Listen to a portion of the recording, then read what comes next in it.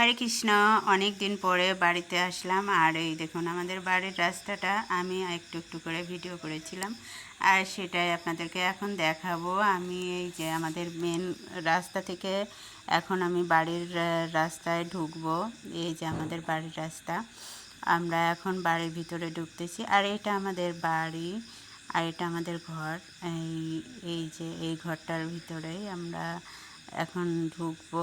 এটা আমাদের বাড়ির রাস্তা, এই রাস্তা দিয়েই আমরা ভিতরে ঢুকবো। আর এই যে আমি আস্তে আস্তে ঢুকছি। আর এই যে এটা গেটটা করা আছে, লাগানো হয়নি, কারণ আমরা বাড়িতে থাকি না, সময় মতো আসতে পারি না। সব কিছু রেডি করা থাকলেও সেটা সময় মতো দেওয়া যায় না। আর এই যে আমাদের বাড়ির ভিতর এখন আমি ঢুকবো। আর এই যে দেখুন এই পাশে 2-3 রুম করা ছিল, সেখানে ঘরটা তোলা হয়নি। আর তার ভিতরে আমার মা সবজি ক্ষেত করেছে, আর অনেক বেগুনও ধরেছে। আর এইখানে আমাদের তুলসী মহারানীর গাছ, এখানে তুলসী মহারানীর যা পাতা হয়েছে, অনেক সুন্দর পাতা হয়েছে। আর এই যে তুলসী মহারানীর চারপাশে ফুল গাছে ছিল। আর এটা আমাদের গোমাতার ঘর, গোমাতা নাই কিন্তু ঘরটা রয়ে গেছে। আর ওই যে মেন গেটটা আমরা ভিতরে করে রাখছি, লাগানোর সময় নাই এই জন্য। আর এটা আমাদের রান্নাঘর, রান্নাঘরের বাইরের দরজা, আমরা ভিতর দিয়েই রান্নাঘরে ঢুকি। আর এটা আমাদের মেন ঘরের গেট, আমরা এখন মেন ঘরে ঢুকবো।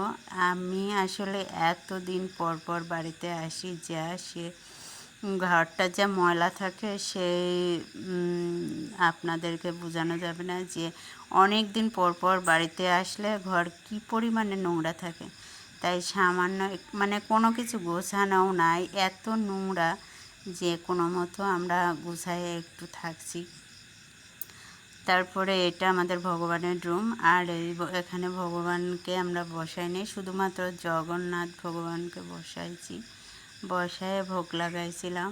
আর এই যে বাইরের বারান্দাটা এখন আপনাদেরকে দেখাবো। আর এটা আমাদের উর্মিলার সাইকেল, ও ছোটোবেলা থেকে এই সাইকেলে স্কুলে পড়ালেখা করছে, ও সাইকেলটা আমরা এখনও যত্ন করে রেখে দিয়েছি।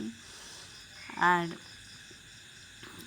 এটা আমাদের বাইরের বারান্দায়। আর এই পাশে রান্নাঘর, মানে যেদিকে তাকাবেন সেদিকেই শুধু মানে অগোছালো নোংরা, কোনো কিছু গোছানো নাই।